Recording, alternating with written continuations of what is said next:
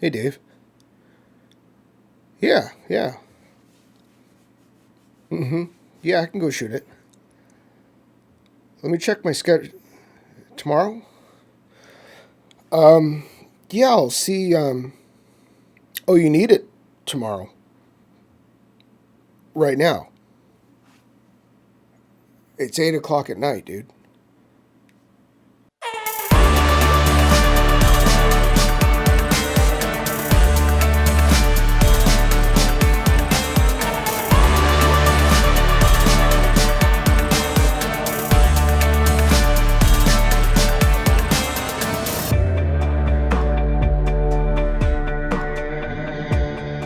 Sound familiar?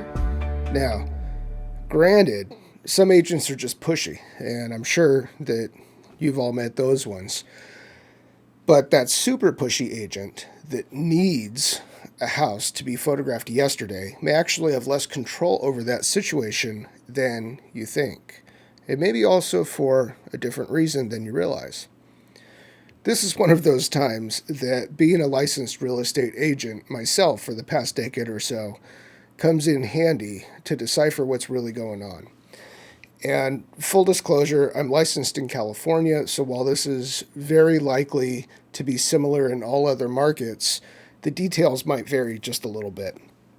This actually was inspired by a question that I got on my YouTube channel where the young man is a university student wanting to get into real estate photography. He says, but I'm just not available, and that's hampering me a little bit. This could be why.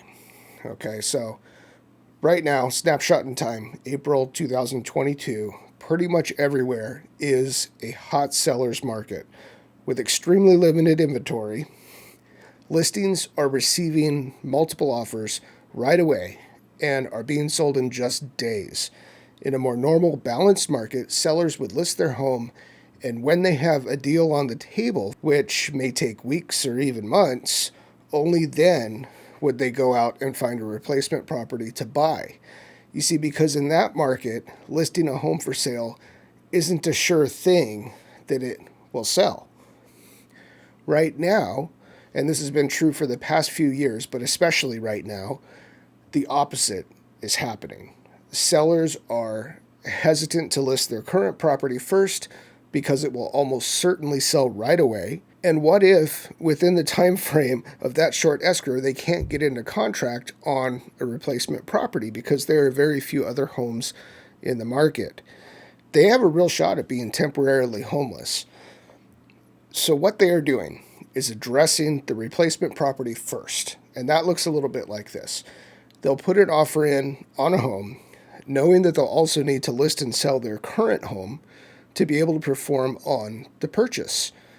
This will all be spelled out in their formal offer as a contingency of the purchase. So if they can't sell their current home, the deal falls apart. Now, sellers are open to this. Escrows like this happen all the time, but almost always what the sellers will want is a predefined period of time for the buyer's current property to not only be listed for sale, but also be in contract with a buyer. Here in California, that's typically either 17 or 21 days, which, if you think about it, isn't a lot of time. Further complicating and turning the screws on these buyers is that when in California a purchase agreement is made, it's customary and usual for the buyer to fund right away into escrow what's known as an earnest money deposit, and that's typically 3% of the purchase price. It can be anything, but usually it's 3%. So, for instance, in my market, our median single-family home price is approaching $1 million. So that would be a $30,000 earnest money escrow deposit. This money, when it's held in escrow, is neither the buyer nor the seller's money. But what happens is upon completion of the sale, it goes to on the buyer's tally as a part of the purchase price, so as a part of their down payment. With me so far? I'm bringing it home soon, don't worry. Now here's where things get sticky. If the escrow falls apart because, say, the buyer wasn't able to successfully sell their old home within a reasonable period of time, remember that contingency, to complete the purchase deal, the seller, who now has held their home off the market for several weeks in a hot market because they thought they had a deal going, may be entitled to some damages for that. Remember that 30 grand that used to be the buyer's money and is now being held in escrow? That's what the seller could potentially go after. All of this hinges on whether the buyer can list and sell his home very quickly.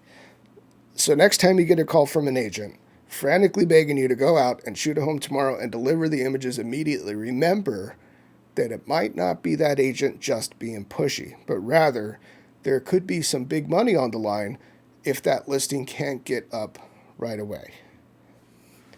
Don't forget to like and subscribe if you found any value here, and let me know below if I can help you figure out any other quirky real estate agent behaviors, because like we've just shown, there may be more to it than you realize.